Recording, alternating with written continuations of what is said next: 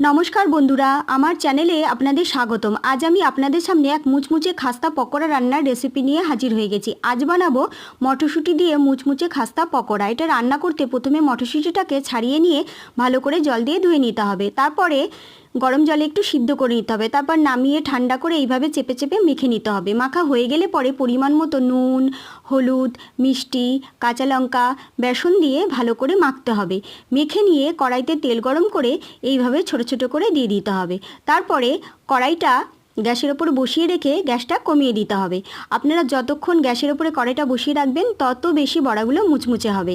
আর এই বড়া গরম ভাতের সঙ্গে ডাল দিয়ে কিংবা সন্ধেবেলা টিফিনে মুড়ির সঙ্গে খেতে দারুণ লাগে। এইভাবে খানিকক্ষণ পরপর উল্টে পাল্টে দিতে হবে।